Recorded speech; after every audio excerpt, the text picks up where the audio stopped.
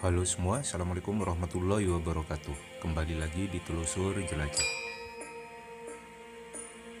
Bangkalan, kabupaten di ujung barat Pulau Madura. Wilayah Bangkalan termasuk ke dalam kawasan metropolitan Surabaya, Gerbang Kertosusila. Pada Agustus 2015, Bangkalan mendeklarasikan sebagai kota zikir dan sholawat. Berbicara Bangkalan, tidak lepas dari seorang waliullah dan guru bangsa, Syaikhono Cholil. Dalam buku biografi dan karomah Syaikhono Cholil Bangkalan, menyebutkan bahwa Syaikhono Cholil merupakan keturunan Sunan Gunung Jati Cirebon. Catatan ini bersumber dari Kiai As'ad Samsul Arifin Situbondo. Syaikhono Cholil dilahirkan di Kemayoran, Bangkalan pada tanggal 11 Jumadil Akhir 1235 Hijriah, bertepatan dengan 14 Maret 1820 Masehi. Hampir semua ulama besar ternama di Madura dan Jawa adalah murid Syaikhono Cholil.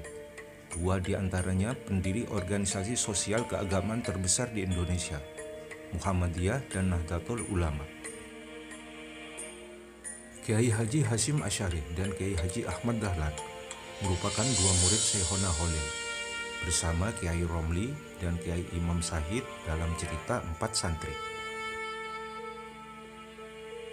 Syaikhono Cholil memberi kitab kepada Kiai Haji Hasyim Asy'ari dan Kiai Ahmad Dahlan. Kiai Romli diberi pisang dan Kiai Imam Syahid diberi cincin. Muhammadiyah dan Nahdlatul Ulama, pendirinya sama-sama berguru ke Syaikhono Cholil, sehingga tidak pantas berseberangan dan berpecah belah, apalagi pada hal-hal yang sifatnya tafsir. Syaikhono Cholil wafat pada tanggal 23 April 1925 dan dikebumikan di Komplek Pesarian Muhammad Cholil, Mertajasa, Bangkalan.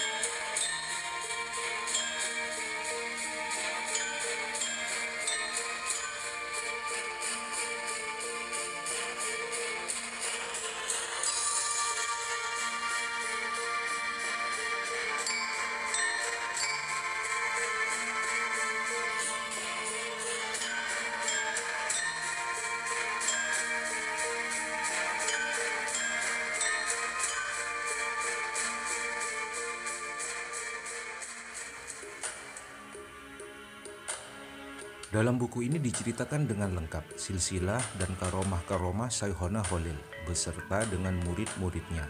Salah satu muridnya Bapak Proklamator kita, Insinyur Soekarno. Berkaitan dengan cerita 4 santri, buku ini tidak menyebut dua murid Syaikhono Cholil, Kiai Ahmad Dahlan dan Kiai Imam Syahid. Sosok terakhir, Kiai Imam Syahid, tidak begitu dikenal oleh kebanyakan masyarakat Indonesia. Padahal beliaulah yang membabat alas untuk pesantren Tebu Ireng. Kawasan Tebu Ireng kala itu merupakan sarang penyamun dan perampok, tidak mudah untuk memasukinya.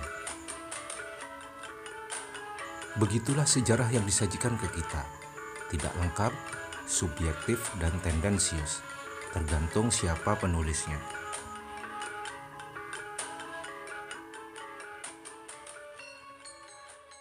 Jadi dulu Syekhona Khalil, gitu ya. Syekhona Khalil itu kan kalau dalam bahasa Jawa kan waskito, itu waskito. Ya, karena beliau memang luar biasa, gitu ya. Nah, setiap santri itu, beliau itu waskito itu ya, dia tuh bisa mengerti santrinya itu siapa dan apa itu mengerti duluan.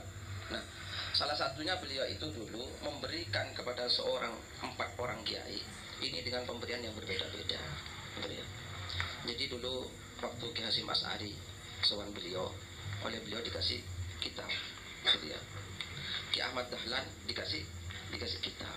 Nah, itu pertanda bahwa dua orang ini oleh beliau supaya aktif mengajar, supaya bikin organisasi bagaimana pendidikan Islam di Indonesia itu bisa berkembang. Itu Syekhona Khalil. Nah, kemudian ada kiai ketiga, Ki Romli Jombang. Nah, Ki Romli Jombang ini juga santrinya Syekhona Khalil, Bangkalan. Nah, oleh beliau dikasih pisang. Nah, pisang kan warnanya kuning, gitu ya. Nah, kuning itu ternyata ditafsiri letterlek.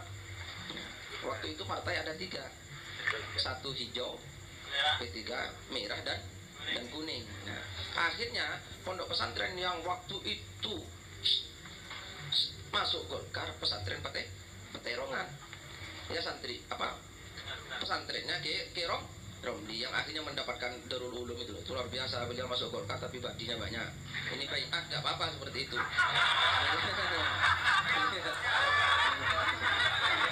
Jadi dapat di Universitas Darul Ulum di tengah kota.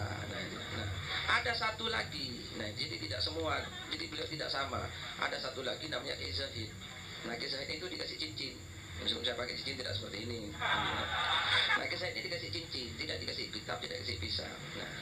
Nah, cincin ini isyarat untuk merukunkan orang, gitu ya, merukunkan. Maka kalau orang mau nikah itu kan tukar cincin.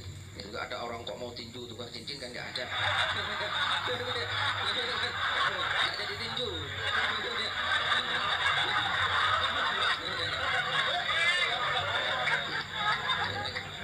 Iya, dikasih cincin oleh Syekhona Khalil. Jadi maksudnya supaya senang mengagungkan orang. Nah, Kiai Zahid inilah leluhurnya Cak Nun.